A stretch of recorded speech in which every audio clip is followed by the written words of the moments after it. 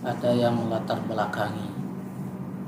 Karena bisanya berdiri pondok pesantren Al-Kasab itu mungkin daripada izin Allah Subhanahu wa taala.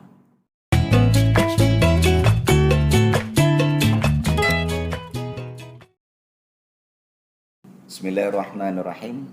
Assalamualaikum warahmatullahi wabarakatuh. Waalaikumsalam warahmatullahi. Alhamdulillahirabbil alamin. Nahmaduhu wa nasta'inuhu wa nastaghfiruh. Wa na'udzu billahi min syururi anfusina wa min sayyiati a'malina. May yahdihillahu fala mudilla lahu wa may yudlil fala hadiyalah. Asyhadu an la ilaha illallah wa asyhadu anna Muhammadan abduhu wa rasuluhu la nabiyya ba'da. Alhamdulillahirabbil alamin. Pada saat ini kita kembali bersua di podcast Bisa Bincang-Bincang Santai Kementerian Agama Kabupaten Pesisir Selatan. Pada kesempatan yang berbahagia ini kita telah kehadiran kiai, salah satu kiai di Pesisir Selatan, yaitu Bapak Kiai Haji Yusri Rizal SPDI MPD. Beliau adalah pengasuh Pondok Pesantren Al-Kasab Salido dan sekaligus juga Rais Syuriah PCNU Pesisir Selatan. Selamat siang Pak Kiai. Selamat siang. Pada kesempatan ini Kiai kita akan membahas tentang profil pondok pesantren yang beliau kelola, yang beliau asuh, yaitu Pondok Pesantren Al-Kasab Salido. Pak Kiai, Ya. kita ini penasaran tuh. Al-Kasab itu berdiri di kota yang di kecamatan, ibu kota kecamatan yaitu Empat Jurai. Ya. Nah, sedangkan orang-orang yang biasanya mendirikan pesantren itu kan tuh jauh-jauh di kampung, di desa, di pelosok. Nah, gimana sih sejarah berdirinya pesantren Al-Kasab nih, Kiai? Memang saya selaku pengasuh pondok pesantren Al-Kasab itu sekaligus mendirikan pondok pesantren Al-Kasab itu sendiri. Memang itu ada sejarahnya, ada yang melatar belakangi. Karena bisanya berdiri pondok pesantren Al-Kasab itu mungkin daripada izin Allah Subhanahu wa taala. Pada awalnya dahulu, karena saya diperbantukan dari Dinas Pendidikan untuk mengajar di MTSN Salido. Jadi di waktu itu kan ada hasrat untuk mendirikan lembaga pendidikan yang membantu anak-anak miskin dahulunya. Karena di waktu masa itu tahun 1994 itu biaya sekolah kan dipungut dari anak-anak. Jadi sehingga anak-anak itu banyak yang kewalahan untuk membayar uang sekolah. Itu dasar awal mulanya dahulu. Kemudian juga dari hal tersebut kan ini bermula dari datang mimpi gitu. Dari Seperti mimpi. ini ya, Pak. Yaitu saya bermimpi yaitu waktu di alam yang luas rasanya seperti bulan purnama itu nampaklah dari kejauhan songkokan batu, kemudian berdirilah seseorang di sana, kemudian banyak dikerumuni oleh orang-orang banyak sehingga menjadi penasaran yaitu apa yang terjadi atau gerangan apa, sehingga saya dekati. Di waktu itu kan setelah saya dekati tidak berapa jauh itu dipanggilnya ke sini. Saya dekati, kemudian dicium tangan, kemudian diberikan anak kecil kepada saya. Kemudian saya pagut anak tadi dan meneteskan air mata. Kemudian saya tanya, siapakah engkau sebenarnya? Nah, di waktu itu beliau mengatakan, aku ini adalah Nabi Muhammad Sallallahu Alaihi Wasallam. Nah di waktu itu saya terperanjat dan keheranan gitu kan. Di waktu keheranan tadi memang benar-benarkah Rasulullah atau gimana? Ya, berarti Nabi Muhammad itu waktu masa kecilnya gitu ya? Bukan, di waktu beliau berdiri sedang berdakwah kepada masyarakat di waktu itu. Jadi anak kecil itu ada dekat beliau. Oh gitu. Dikasihkan kepada saya. Hmm. Nah, kemudian setelah itu diambil anak kecil tadi di pangku. Kemudian saya bertanya, siapakah engkau sebenarnya, kan gitu. Nah di waktu itu disebutkan, aku adalah Nabi Muhammad Sallallahu Alaihi Wasallam. Maka di waktu itu keheranan dengan menulis karena air mata tadi kan. Nah setelah itu terbangun saya. Apakah memang benar ini Rasulullah yang datang kepada aku, kan gitu. Jadi Rasulullah itu menitipkan anak kecil itu Menitipkan tadi anak kecil ke kiai gitu ya. Ya. Di waktu itulah saya mulai mengajar. Jadi mengaji anak-anak di sekitar MTS itu, MTS Salido. Jadi pertamanya mengaji aja dulu. Iya, ngaji saja dulu, kumpulkan anak-anak. Itu terbetik dari hati dengan ikhlas karena Allah gitu kan, ngajak ngumpulkan anak. Setelah itu, telah terkumpulnya anak-anak belajar ngaji dari rumah ke rumah. Di waktu dari rumah ke rumah tadi, mulailah namanya kita dari rumah ke rumah, tentu ada polemik-polemik yang terjadi. Sehingga saya ada membeli sebuah tanah, yaitu di kampung luar Salido. Jadi di waktu membeli tanah tadi dibuatlah rumah kecil, gubuk atap rebia, kemudian dindingnya dinding papan. Setelah itu anak-anak di sana mengumpul mengaji, belajar. Nah di waktu itu belajar mengaji ditambah dengan belajar kitab-kitab dasar, yaitu kitabnya adalah yaitu Nahwu, Matan Jurmiyah gitu kan, Al-Jurmiyah, kemudian Syarafnya, Matan Bina, dan yang ngajar langsung iya, langsung kita yang mengajarnya, dan termasuk Akhlaqul Banin dan kitab-kitab yang lain. Di waktu itu karena sudah banyaknya anak-anak belajar, maka didirikanlah musola. Jadi musola 7x7 itu papan rumbia. Nah di sanalah belajar ngaji. Iya, belajar mengajinya dan sekaligus kita belajar kitab itu kan. Iya. Jadi sehingga yang masyarakat kan tidak mengenal apa itu kitab standar, itu kan tidak mengenal. Jadi anak-anak belajar di sana. Berarti sebelumnya Kiai sudah paham tentang kitab-kitab tersebut? Iya, alhamdulillah. Belajarnya di Jambi dahulu. Di waktu kita kuliah, kita juga belajar di pesantren juga. Ya, di Pondok Salafiyah. Pondok Salafiyah. Nah di waktu itu kan rentangan waktu berjalan, maka anak-anak tadi ada dibawa pawai ke Painan. Oh ya, jadi kan ada anak-anak itu dibawa pawai dari ke Painan, dari Salido ke Painan kan, yaitu 9 orang anak mewakili pawai di Painan ini. Diberi namalah di sini Wali Songo, artinya nama-nama para wali kan, ya, 9 pakai wali. seroban. Iya. Jadi orang merasa keheranan juga, ini dari mana ini kan. Iya. Jadi pengajian itu pengajian Al-Kasab saja gitu. Oh udah ada namanya Al-Kasab. Sudah ada nama. Al-Kasab. Ya, Al-Kasab. Nah, pengajian Al-Kasab. Jadi belum ada lembaga apa namanya kan gitu. Tapi pengajian saja dibuat baru. Al-Kasab itu sendiri apa artinya? Al-Kasab itu artinya terbukanya rahasia kegaiban Allah. Oh, terbuka, tersingkap hijab ya, gitu ya. Tersingkap hijab. Tabir, terbukanya tabir gitu ya. Tabir. Terus nah, di waktu itulah orang-orang daripada Kemenak itu kan, artinya dulu kan namanya Departemen Agama. Nah, dia menemui saya.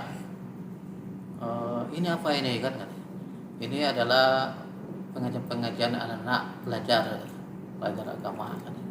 Nah di waktu itu dia pergi ke tempat saya, diarahkanlah untuk buatlah pondok. Ini adalah belajar di pondok pesantren katanya. Tahun berapa tuh Kiai? Itu tahun 2002 saya bawa pawai anak-anak. Jadi setelah 2002 itu diuruslah untuk izin operasionalnya Pendirian sekaligus pesantren. akta notarisnya. Jadi alhamdulillah tahun 2003 itu diresmikan pondok pesantren Al-Kasaf namanya. Ya, jadi legalitasnya tahun 2003. Tahun 2003 yaitu di waktu anak saya lahir dan akikah, namanya Muhammad Fauzul A'zam Al-Kasaf. Oh, jadi langsung didekatkan kepada jadi anak yang kepada baru lahir anak pada saat namanya itu kan ya. Jadi anaknya juga Al-Kasyaf. Iya, namanya. Al-Kasaf nama anak. Nah, terus tujuan dan cita-cita pendirian Tujuannya adalah pesantren. membantu masyarakat kita, yaitu terutama yang tidak mampu itu dia bisa belajar ilmu agama. Karena kita membuat adalah Salafiyah Ula pertama kali, Salafiyah gitu ya. Ula dan Usto, dan berkembanglah sampai mendirikan madrasahnya, Madrasah Sanawiyah. Nah, ada sanawiyah, ada aliyah. Ada aliyah. Sejak kapan itu? Itu Kalau yang- pesantren kan 2003. Ya, yang pesantren 2000 dirintis menjelang dan diresmikan 2003. Iya. Nah, untuk madrasahnya Yang sendiri. madrasah itu dimulai itu tahun 2003 itu juga. Oh, serempak jadi ya? Serempak 2003. Kemudian 2006 dimulai untuk aliyahnya. 3 tahun setelah itu. 3 tahun setelah itu anak kan sudah tamat, maka dia melanjutkan aliyah. Apa saja yang telah diusahakan dalam mendidik santri untuk menjadi santri yang berkualitas itu, Kiai? Kita kan sudah mengajarkan yaitu pelajaran-pelajaran agama kepada anak dan juga akhlak, serta bagaimana dia itu menjadi manusia yang soleh dan solehah itu, yaitu kita wujudkan nantinya di yang anak-anak kita itu, santri kita itu kan menjadi tafakuh fiddin, artinya orang-orang yang menggali ilmu agama nantinya. Iya. Nah, terus sistem pembelajaran di pondok itu gimana? Kan di situ kan ada madrasah, ada pondoknya. Nah, jadi gimana caranya? Terus apa nggak kehabisan waktu mereka tuh belajar tuh, madrasahnya juga belajar, pesantrennya juga belajar. Jadi gimana tuh sistemnya? Caranya seperti ini, yaitu anak-anak itu sekarang itu kan kolaborasi, yaitu pondok dengan madrasah kan itu. Karena yang madrasah itu di bawah naungan yayasan, pondok pun kan di bawah naungan yayasan. Maka kolaborasi yang anak-anak tadi itu siang mulai dari jam 2 ini kan sampai nantinya malam jam 10 itu belajar di pondok. Artinya belajar kitab. Kemudian dan juga siap subuh belajar kitab. Dan diselingi nantinya waktu-waktu tahfiznya sekalian. Iya. Dan madrasah itu mulai jam 8 Pagi ya? ya, pagi jam 8 sampai jam 12. Itu khusus madrasah. Jadi istirahat anak itu hanya dari jam setengah 1 atau sudah sholat zuhur sampai jam 2 itu istirahatnya. Gurunya? Kemudian malam seperti itu juga dari jam 10 sampai menjelang sholat subuh. Guru atau ustadznya itu sama Kiai? Ya, yang guru dan ustadznya, yang untuk pondok itu yang bisa untuk mengajar kitab standar, kitab kuning itu. Oh, itu syaratnya. Nah, Ya? itu syaratnya untuk pondok. Wajib ya, kalau nggak bisa nggak bisa. Oh, nggak bisa. Oke, terus kan udah berjalan tuh udah sejak tahun 2003, sekarang kita sudah menjalani di kehidupan 2021, kan pasti banyak rintangan, kendala yang dihadapi itu. Iya. Jadi apa saja sih kendala-kendala yang dihadapi ketika menyelenggarakan pondok pesantren ini ya?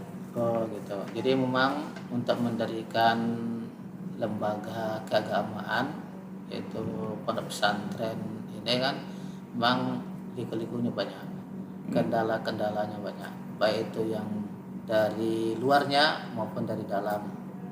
Kalau dalam sendiri polemik yang ada di pondok itu sendiri, Kemudian dari luar kan ada juga tantangan, ada juga kan yaitu pilihan-pilihan masyarakat.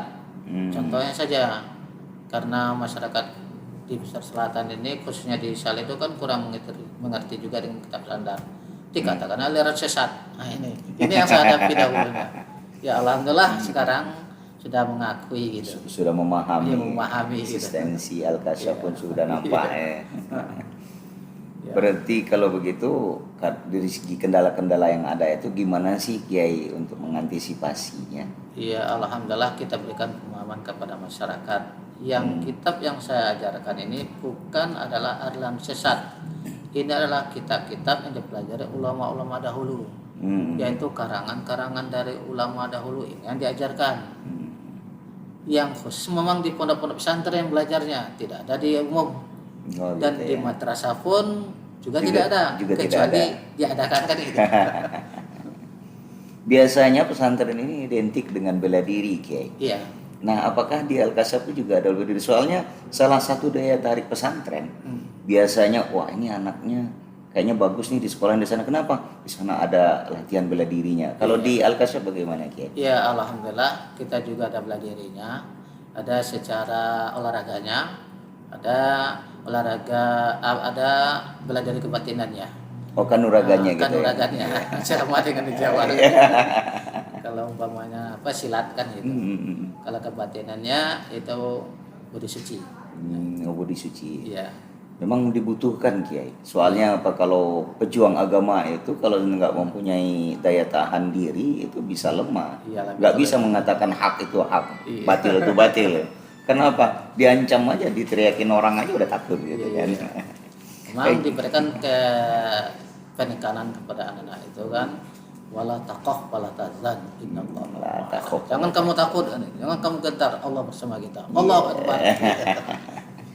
Terus bagaimana perhatian pemerintah terhadap pesantren yang Kiai kelola? Ya alhamdulillah. Kalau untuk khusus Kemenak itu alhamdulillah dari dulu sungguh perhatian. Mulai dari berdirinya. Jadi sampai kasih pontrennya itu sering datang itu kan ke Pondok Pesantren Al-Kasyaf dulunya itu. Siapapun kasihnya gitu. Siapapun kasihnya. Terus Kiai, terakhir saran apa kira-kira kepada pemerintah khususnya kepada Kementerian Agama tentang pendidikan pondok pesantren ini? Memang saran kepada Kementerian Agama, perhatikan betul pondok pesantren baik itu yang ada di Empat Jurai ini kan maupun yang ada di daerah Pesisir Selatan ini. Sebab kenapa? Karena di sanalah tempatnya untuk anak-anak dibina, dididik, yaitu lahir dan batinnya. Kenapa? Karena di sanalah 24 jam anak-anak itu, karena di asrama kan. Iya, betul. Jadi penuhkan perhatian. Kenapa? Dengan keterbatasan kemampuan bagi pengelola untuk mengelolanya kan, itu agak sulit sekali. Terutama ekonominya kan gitu. Iya, bagaimana makannya anak-anak itu, bagaimana pakaiannya, bagaimana untuk pendanaan secara umum betul kan, terutama yang operasional. Operasional. Guru-guru kitab itu kan mengajar itu. Kalau madrasah ada bosnya kan, tapi kalau yang guru kitab itu kan ini enggak ada. Inilah yang jadi berarti perlu diperhatikan guru kitab, ustadz-ustadz yang mengajar kitab itu dikarenakan di madrasah tidak di cover oleh bosnya madrasah. Gitu. Tidak ada. Kemudian memang sebaiknya gitu kan, berharap kita dari pengelola pondok pesantren yaitu hendaknya aktifkan setiap tahun BOP. Untuk pondok pesantren. Ya pesantren, bukan BOP yang madrasah, tapi BOP pesantren dengan tujuan bisa nanti dari BOP itu untuk menyelenggarakan pondok pesantren dengan program-program gitu kan. Program-programnya. Kalau tidak bagaimana jalannya kan? Iya. Ya, karena dengan uang untuk proses pembelajaran atau meningkatkan mutu daripada pondok pesantren itu sendiri. Uang bukanlah segala-galanya, tapi segala sesuatu butuh uang. Iya. Oke, Pak Kiai, terima kasih atas kedatangannya hari ini dan penjelasan tentang profil Pondok Pesantren Al-Kasyaf ini. Semoga kita sama-sama memahami bahwasannya pondok pesantren itu memang sangat dibutuhkan oleh negara Indonesia untuk mendidik anak yang soleh dan soleha. Kalau sekiranya kita sudah mengetahui bahwasanya santri itu adalah salah satu penopang tegaknya suatu negara, maka kita tidak akan mungkin mengucilkan yang namanya pesantren. Pemirsa, itulah podcast Bisa Kita hari ini. Semoga bermanfaat dan bisa menjadikan ibrah bagi kita semua dan lebih memperhatikan eksistensi pesantren di Kabupaten Pesisir Selatan. Demikianlah akhir kalam aku lakum. Assalamualaikum warahmatullahi wabarakatuh.